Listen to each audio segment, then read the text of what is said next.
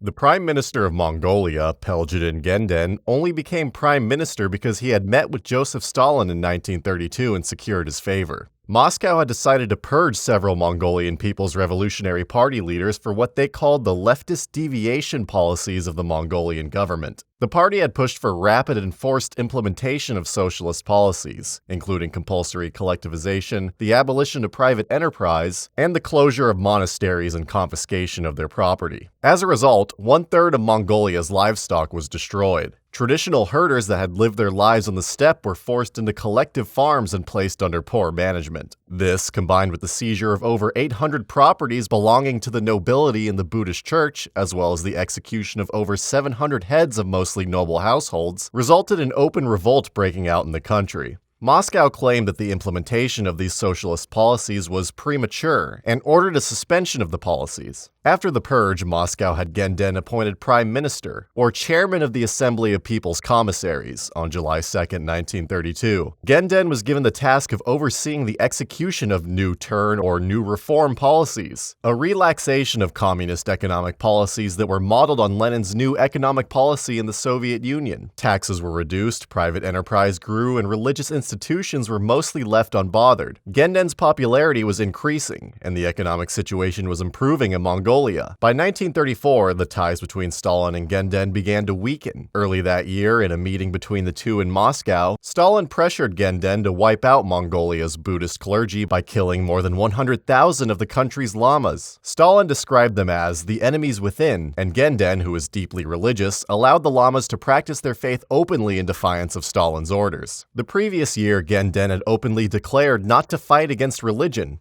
and had once said that on Earth there are two great geniuses, Buddha and Lenin. Genden was becoming weary of the level of control the Soviets were displaying over Mongolia, and worked to postpone a 1934 agreement that promised the Soviet protection of Mongolia in the event of an invasion. He was also attempting to postpone the 1936 Treaty of Friendship and Cooperation, which allowed Soviet troops to be stationed in Mongolia. One of Genden's strategies was to exploit the USSR-Japanese tensions, but this would only backfire when he was accused in 1936 of working with the Japanese. Furthermore, when Stalin recommended that he elevate Mongolia's Internal Affairs Committee to an independent ministry and increase the size of Mongolia's military, he stalled. In December 1935, Genden was called to Moscow, where Stalin reprimanded him for not acting on his advice. Later during the trip, Genden attacked Stalin publicly at a Mongolian embassy reception, shouting, "You bloody Georgian, you have become a virtual Russian czar." He then allegedly slapped Stalin and broke his pipe, while hinting that Mongolia was considering an alliance with Japan. When Genden returned to Mongolia, Khorluzhin Choibalsan, the commander-in-chief of the Mongolian People's Army, organized the second plenary meeting of the Mongolian People's Revolutionary Party under Stalin's orders, with the goal of removing Genden from office irreversibly.